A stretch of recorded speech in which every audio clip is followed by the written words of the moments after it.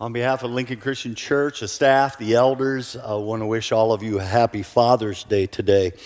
So today we have this foundational character in the Bible. His name appears over and over and over again. His name will be spoken by prophets.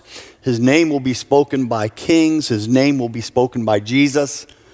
Just real quick here, raise your hand. How many of you have heard the name Abraham? Raise your hand if you've heard the name Abraham. All right, see? That's exactly what I expected. There's a story told of Abram was his original name, but God changed his name to Abraham in the scripture story. But there was a woman who was reading the Bible story, a little children's book, to her daughter, and they read that part about Abraham having his name changed. And when they were all done, she decided to quiz her daughter, 5 years old. She said, do you remember what Abraham's other name was? And she said, Lincoln. See, that only works here in Lincoln, Illinois. During our summer series, I've asked a few questions that I didn't have the answer for in the first few weeks of this series. How does a person walk with God? Two men did it last week. We talked about that even before there was scripture. And how did they know how to do that? And how do you and I walk with God? I knew that the longer we stayed in this Hebrews 11 faith series, I would learn more about what that means. We are learning about that today. But I asked a question the first week, which has really been haunting some of us. Many of you emailed me and commented on the question, how do you keep trouble from getting in your heart? Jesus said, in this world you will have trouble. But then he turns around and he says to his disciples, but do not let your hearts be troubled. How do you live in a world full of trouble and not let it get into your heart? I think today's text, character Abraham, teaches us a little bit more about that too. Because when I practiced some of the things he did this week, I got to tell you, there was a little more spring in my step. The weight of the world didn't press down as hard as it did before I was studying about Abraham. Our series is titled, What Does Faith Look Like? Well, faith is believing, trusting, hoping. Faith is believing that God is real. Faith is trusting that God told us the truth when you're reading his scripture. And faith is hoping that one day you'll live with him. That's faith. When you describe someone as a man or a woman of faith, this is what you're indicating. They believe, trust, and hope. Believe, trust, and hope. Our series is taking this closer look through Hebrews 11, which is all about faith. And of course, Abraham is going to be mentioned there. Now, just real quick, let me go back to that moment where God is calling him. It goes all the way back to Genesis chapter 12. And here's how it reads. The Lord said to Abram, who will become Abraham, go from your country. All right, leave your country, leave your people, leave your father's household to a land that I will show you. And I will make you a great nation, and I will bless you, and I will make your name great, and you will be a blessing. And it says to all nations. Did you notice there 3 times God says, I will, I will, I will, and then you will? It's this idea of opening up our hearts and letting God work on us first before we can really do great things for him. It's I will, I will, I will. What's he going to do? He's going to make him a great nation. Well, if you know the story of Abraham, he told him this before he even had a child. How is he going to become a great nation without any children? But God keeps his promise because late in life, and we're going to talk more about this next week when we talk about Sarah, late in life, there is this child, one child in his life, and then that child grows up and has 2 sons, twins, and then those boys, one of those boys ends up having 12 sons, and this thing is growing, and next thing you know, it's thousands, and then it's millions, and it becomes the nation of Israel, which we still have to this day. God totally keeps his promise by telling Abraham, you'll be a great nation. Then he says also, I'm going to give you a great name. You know, most of you raised your hand. You knew who Abraham was today. And here we are, you know, all these years later from the story. 3 major religions, by the way, trace their roots back to Abraham. The Jewish religion, the Muslim religion, and Christianity. We all trace our lineage back to Abraham. Even God himself will identify himself as, I am the God of Abraham. Over and over and over again. So when you talk about, did God make his name great? Absolutely. He kept that promise too. Which brings us all then to Hebrews chapter 11 and what God's going to say about his faith, which is here to grow your faith and my faith. Hebrews chapter 11, starting with verse 8. By faith, Abraham, when called to go to a place he would later receive as his inheritance, he obeyed and went, even though he did not know where he was going. Verse 9, by faith he made his home in the promised land like a stranger in a foreign country. He lived in tents, and as did Isaac and Jacob, who were heirs with him of the same promise. Verse 10, for he was looking forward to a city with foundations, whose architect and builder is God. You know, this world is a house of cards. You got to be real careful putting too much faith and focusing too much on the world around you. It's a house of cards. It all comes tumbling down really quick. The idea that Abraham lived in a tent was a constant reminder to him that he wasn't in his permanent home yet. He was looking to a permanent home one day, but it wasn't going to be on earth. Scripture tells us that our bodies are just tents. And anyone who's stayed in a tent for a long time, you know you don't want to stay there very long. You look forward to getting back to your own house, to your own bed. A tent is a fun place to spend a few days, but I've never seen a tent with Christmas lights on it out front, you know.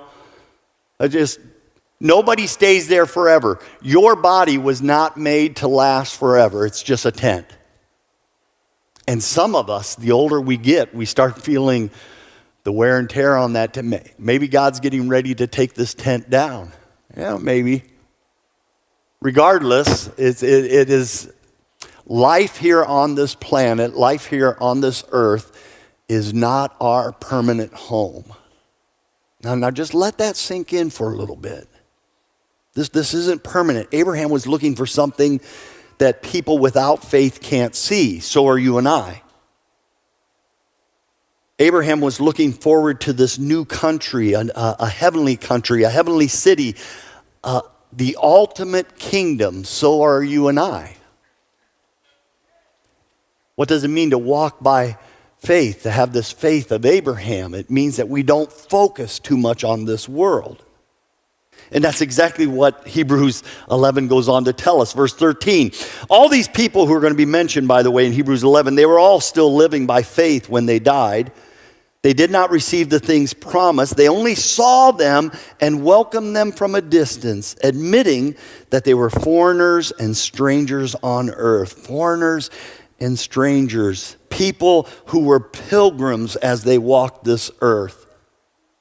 The old gospel song that some of you would remember, this world is not my home, I'm just a passing through.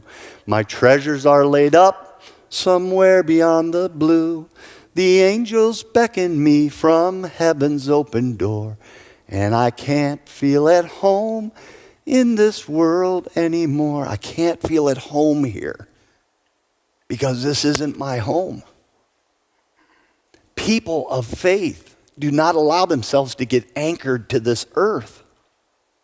People of faith have a dream. They can see something that people without faith can't see.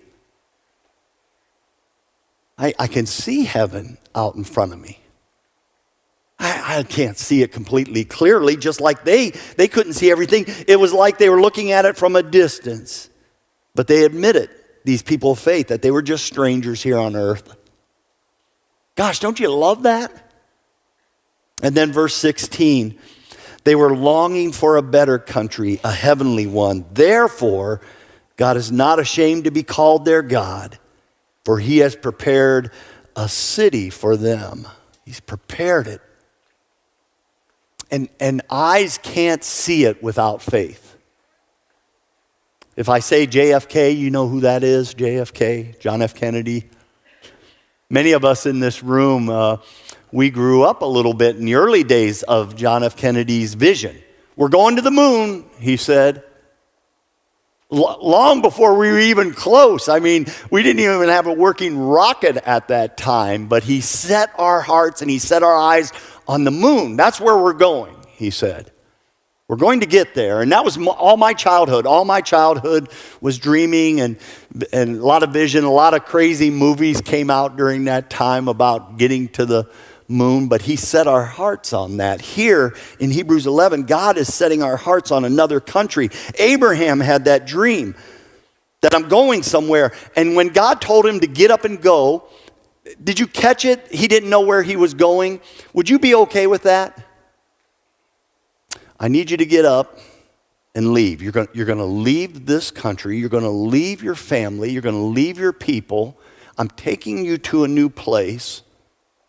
But God doesn't tell him where he's taking him. It's just a simple, you get up and go. You take the first step, I'll give you the second steps later, but today I just need you to get up and get moving. And you're leaving your past behind. Boy, is that hard for some of us. Because of terrible things that were done to us in our past, or because of mistakes on parents' parts, or just a past that just keeps, it's like a trailer behind us. We cannot unhook from that. We drag it everywhere we go. And over again, God often in Scripture, he wants his people to leave the past behind, unshackle yourself from that. Let's move forward. What God is trying to do today in my life and your life is to move us forward. Let's get going. And there was no map given to him. You know, if God comes to me in a dream and says, I need you to leave Illinois and move to Florida. Okay, at least I know where I'm moving. But to just come to me and say, hey, I need you to leave. You just start walking and I'll tell you when you're there. Would that excite my wife? Probably not. Inside the story, that is exactly what God does. This is how Abraham followed God in faith.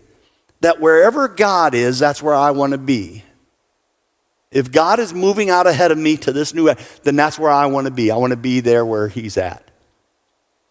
It's why in 2 Corinthians chapter 5, it says, we walk by faith, not by sight. I need you to look at that clearly today. We walk by faith, not by sight. See, there's this temptation, even in your minister, to walk by sight. My sight sees my problem. My faith should be able to see beyond the problem what God can do with it. My sight sees my enemies and my back up against the sea, but faith sees the waters parting and me crossing over right in front of them. My eyes see walls that are too big to scale, too big to conquer. But faith sees walls tumbling down in Scripture. My eyes often see a dead body, but faith sees an empty tomb. My eyes can get so focused on troubles, the troubles of this world, but my faith sees me passing through those troubles. It's this, if you want to grow your faith today, we got to stop looking at everything that's right around us and be able with faith eyes to see beyond the problems of today.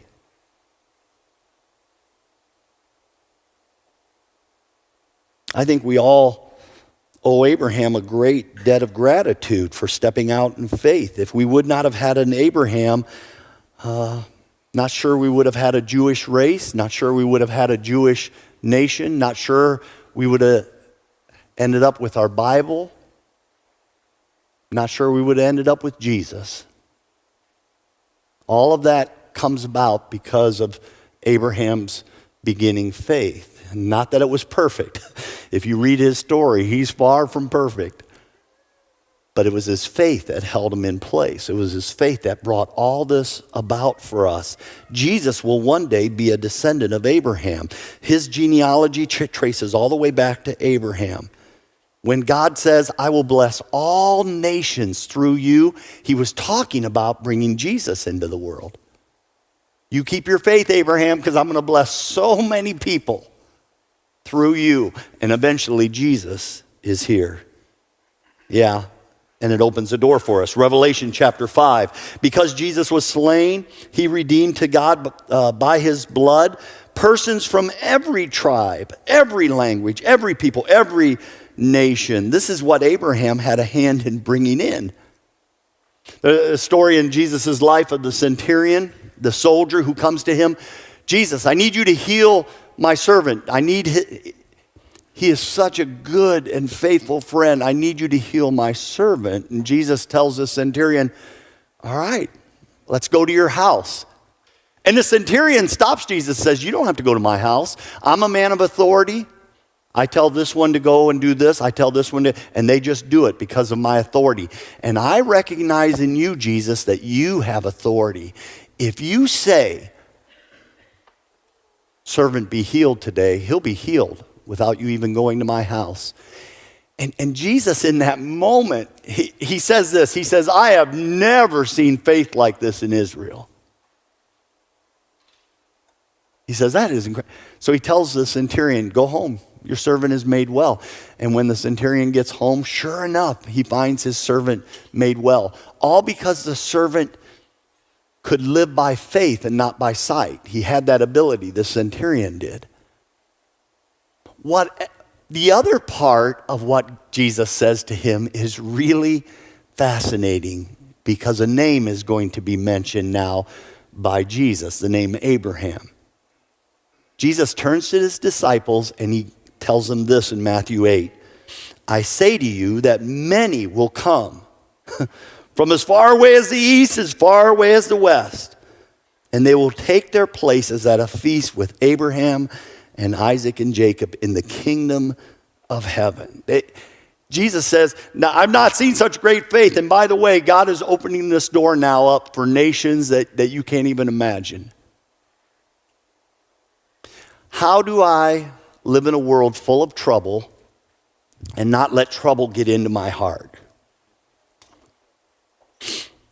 I think you've just seen part of the answer. The part of the answer is to not overly focus on this world,